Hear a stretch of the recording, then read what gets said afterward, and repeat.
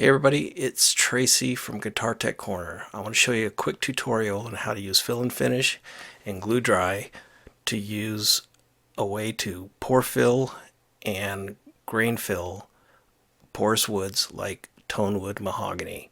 This is a piece of mahogany that I had sitting around the shop after I did a guitar build. So using these two products and nothing else, you'll be able to actually just get a clear grain fill, or you can use the master tints and put in some color.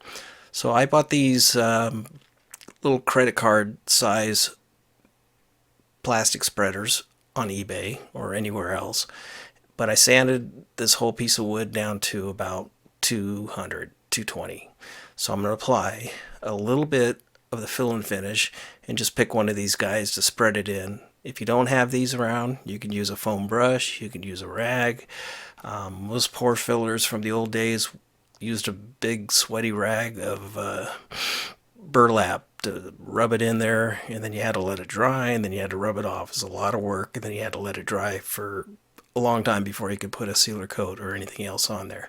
So here I am applying just a little bit of the fill and finish, and I'm going to see how far it starts soaking in, and I'm going to work it in one way and then back the other way. I'm not going to do the whole piece of wood because I want to have a test on this. So I'm getting the corners, I'm getting everything, and it's kind of hard to see from the camera angle, but I know that I'm filling up every pore. And then I can come back with a paper towel or a rag, and I can actually wipe a cross grain and get rid of the excess. Now I'm going to use the glue dry. This is important. You want to spray just a little bit, not too much, short bursts. Get that on there and come back with 220 grit sandpaper. This is the important part. Some of that fill and finish is still a little bit wet. So when you start sanding, you're filling. That's important. That's the trick to using this product.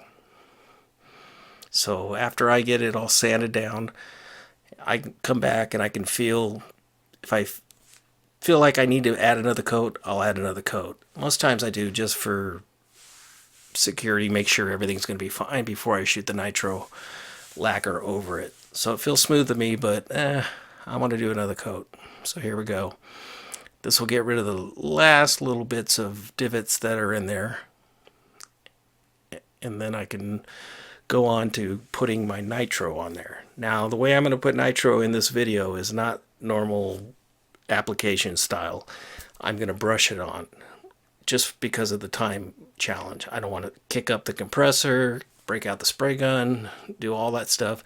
So as I spray an extra little coat of glue dry to get it all sealed up, and then I'm going to sand it back down again. I'm actually going to brush on lacquer and then sand that back down.